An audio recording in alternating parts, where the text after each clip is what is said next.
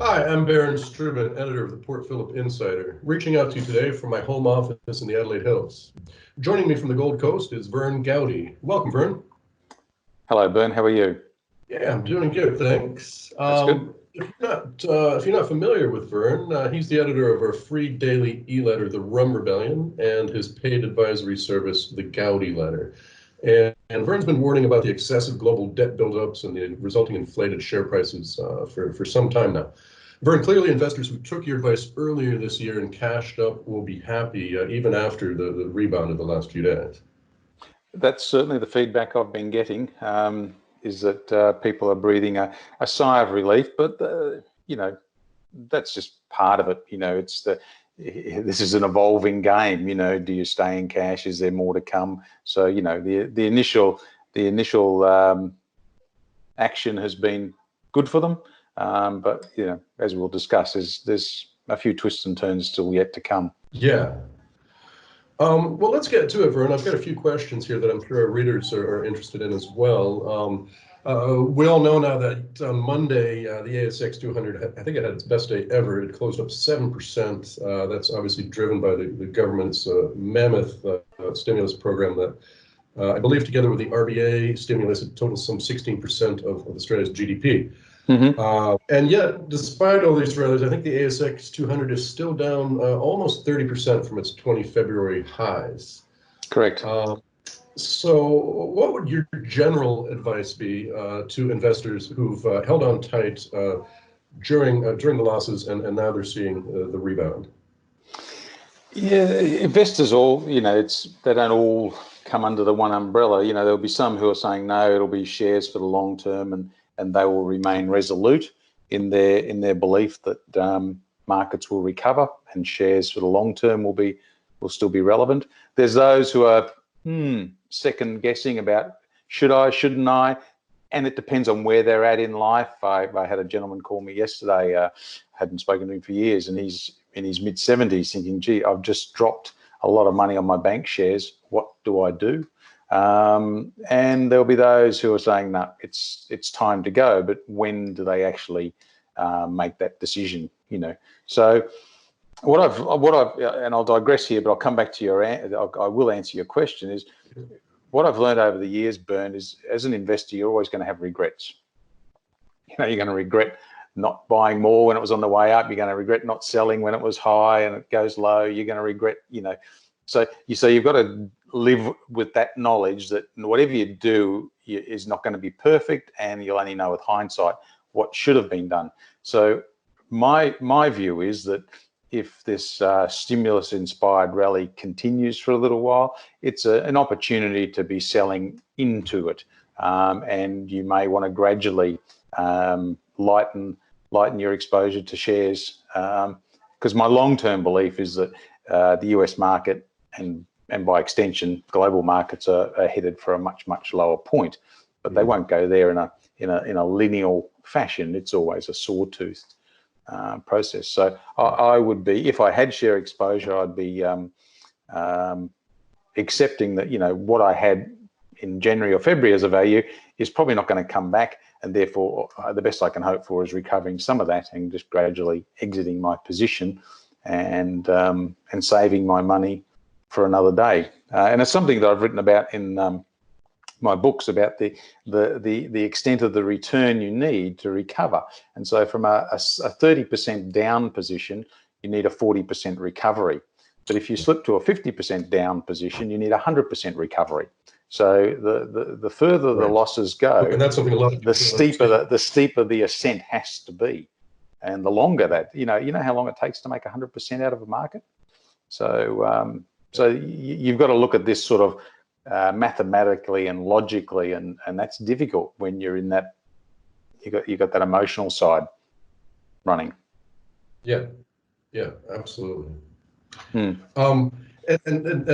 speaking of cash, there's been a lot of fears and among our readers as well that governments are going to use this cash spreads disease mantra that we're hearing to actually ban physical cash. What are your thoughts on that? And does that influence your longer term investment plans of taking shelter in cash during these times?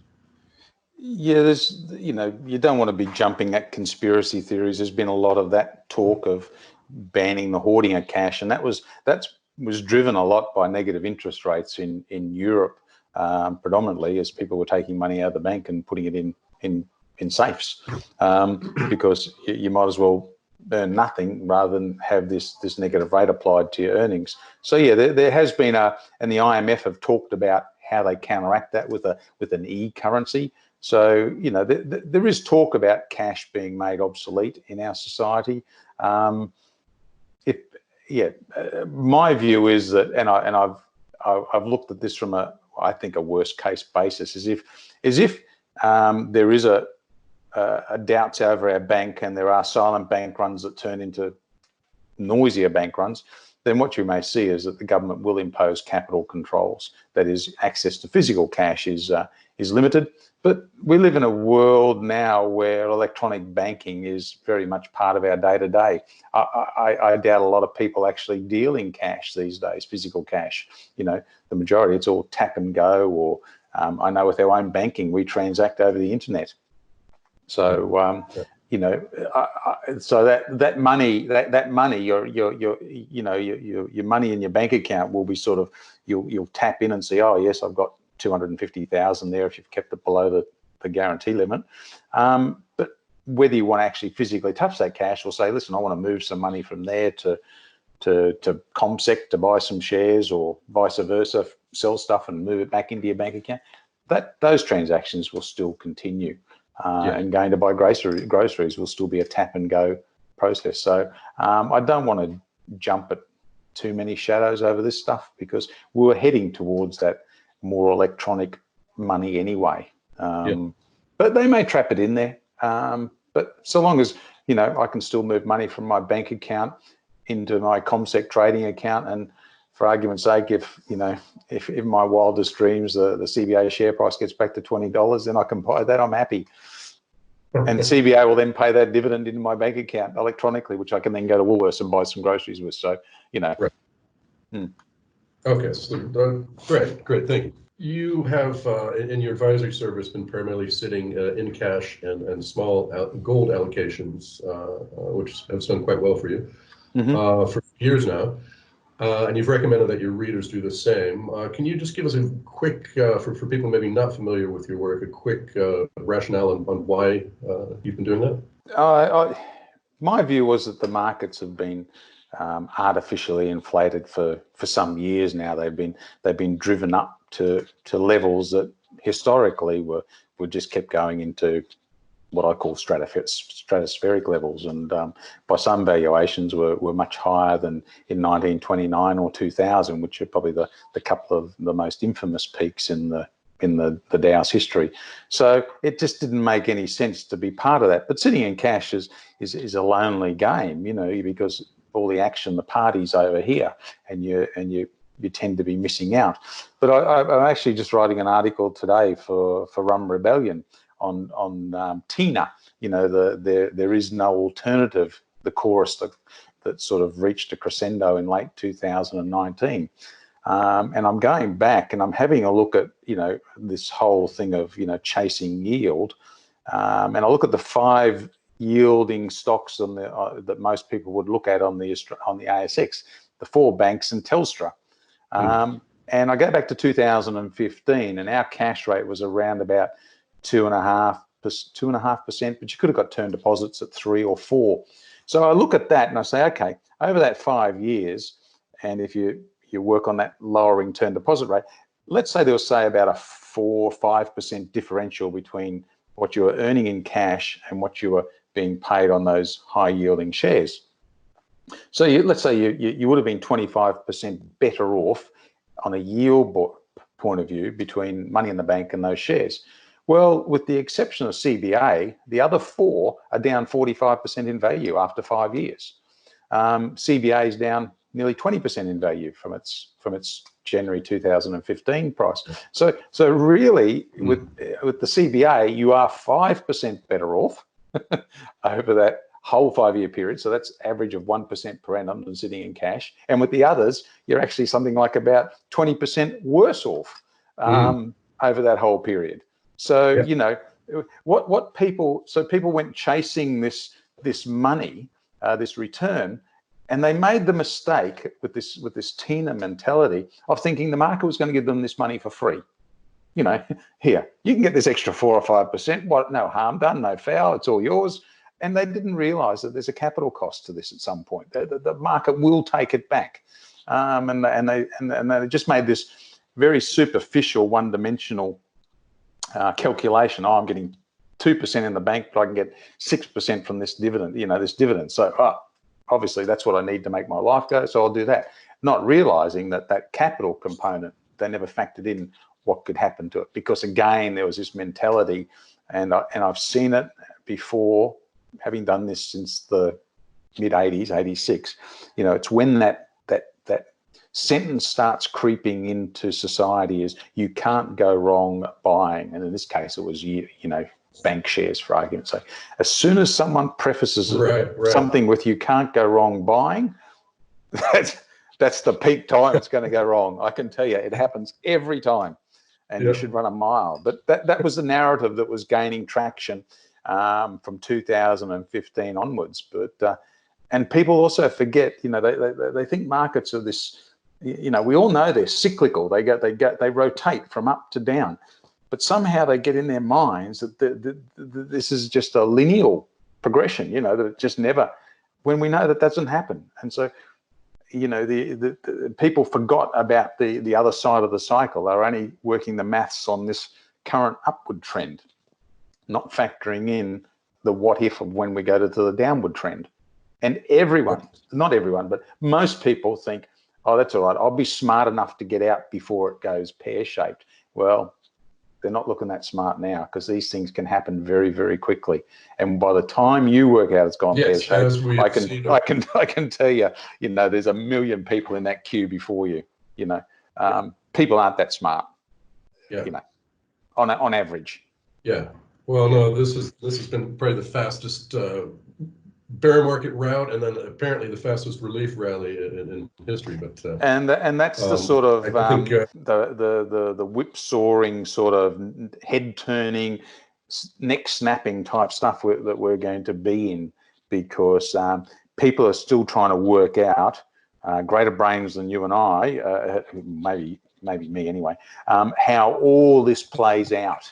And so from a day-to-day point of view, there's going to be this whip-sawing action, because don't forget, you know, you got, when you're talking about investors, you got people who trade by the millisecond, or people like me who trade by the decade, who look at things from a decade-long point of view. So we're all, you know, have different interests in the market, and those who are, you know, moving this stuff around algorithmically or whatever way they do it are going to be making this thing gyrate and move on a minute by minute, hour by hour, or day by day basis. But in my opinion, the grind is going to settle in as the economic activity, the slowdown of all that starts to filter through. You know, ultimately markets are a function of, their value is a function of earnings by a PE multiple. And if those earnings shrink and the PE multiple contracts because people are less certain about, you know, the future, therefore they're not prepared to pay years or decades into the future for those earnings, then you have contraction.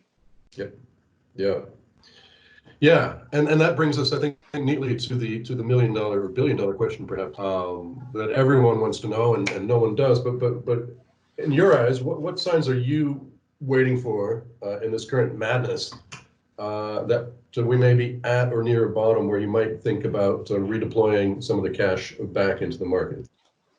Again, I'll give you a little history here as to my thinking. I wrote about this in the Gowdie letter a little while ago. I explained my, you know, that I haven't just been sitting in cash. You know, in 2012, we out of our own personal portfolio moved a substantial amount of money into US dollars, and we were buying at about, back then, for every Australian dollar we were getting $1.05. And the reason I did that is because, to me, that was just way out of kilter with the historic norms. And at the time, people were saying, because of the mining boom, our dollar's going to get stronger. They took that trend of strength and took it into the future. Well, now we're down to 60 cents. With the gold price, when I bought into gold in 2015, gold had been falling from its high in late 2011 of 1900 US. And we bought in at around just under $1,100 US. I made that. So again, it's because after 4 years, people had given up on gold. It was no longer, the inflation wasn't there that they expected, So people had got fatigued about the gold story. And I thought it looked good buying. And on an Australian dollar basis, we got in about $1,400. Well, we're now at what, 2,500. And again, I also, you were there when I was recommended the British pound to buy at about 63. And that's because at the time, Brexit was all the rage and everyone thought the British economy was going to collapse. It was all doom and gloom about, and I thought, geez, that's been overdone in my opinion. I think at 60, we're normally sitting around about 50, 2 for 1 with the pound. So again, we bought in there and that turned out to be a good investment as well, with the exposure there. You certainly don't hear much about Brexit madness and collapse these days, do you? No. So with all that background, what will I be looking to buy is when people don't want to buy. When all this current, should I buy, should I not, all the current interest in the market has just gone and people are going, I've had enough. Yeah. So we're not there yet. So the time I'm going to buy is when people stop ringing me about what to buy, when no one's interested, and we are a long way from there because the high is only 2 months ago, 2 or 3 months ago, what the Dow peaked in late January. So we're, it's still too fresh. It's still, all that's happened is still too fresh in people's minds. So they're still hanging on to that past because it's still so recent. If you made me have a bet and said, give me a time frame, I would say we're up to 18 months away or more from that. But again, what will I be looking for? There's some very good, historical valuation markers that give us an indication of when markets are starting to represent, good value. And all of those, and I've just written about them this week in the Gowdie letter, is none of them are even close. They're still all in the significantly overvalued territory. So this is just all we've seen is a bit of froth off the top. And if that's causing people angst, they ain't seen nothing yet. Yeah. And that's after globally maybe $10 trillion or more from global governments being thrown at it as well. So. Yeah, and as we discussed this morning in that phone hookup we had with the other editors of Port Phillip Publishing is, again, people look at that. In my opinion, they look at it one-dimensionally. That we've got 16% of Australia's GDP being mobilised as a stimulus package, and people go, "Wow, that's going to be inflation. That's going to be this," but they forget about what's coming into the bucket, but they forget about the hole at the bottom of the bucket. All those lost earnings. So yes, you can give someone $1,500 a fortnight, and that's great, and that will help their world turn and keep things going. But they may have been earning $3,000 a fortnight. Sure. So so that I'll make it easy because it'll just confuse. Let's say they were earning $2,500 a fortnight. So there's $1,000 of lost earnings there that are not going into the economy. However, if you have a look at what has generated our 30-year recession-free run, it's the capacity for that earning power to be geared up. So we've gone from in the hundreds of billions of dollars worth of debt or national debt, our total national debt in the early 90s. We're at over 8 trillion as a nation. That's personal, corporate, and government debt is over 8 trillion. So if you don't have that earning capacity to gear up, then there goes more contribution to our GDP, because credit was a significant component of our economic model. So and without that ability to borrow or that hesitancy to borrow, because you don't know how long this could go on for or whether you should be increasing your savings, I don't think the 16% is going to be enough. I think that the hole in the bucket is even greater than the 16% because it's not possible to match dollar for dollar people's earnings for a start, lost earnings, and the lost capacity for that to be geared up. And the spending activity to happen. So this inflation talk, I think, is a little bit premature. They're looking at things of the money printing, but they're not looking at what's been lost. So that's why I'm not getting too caught up on the inflation side of things. And I think we'll go through a deflationary spiral because what we've seen is this massive effort.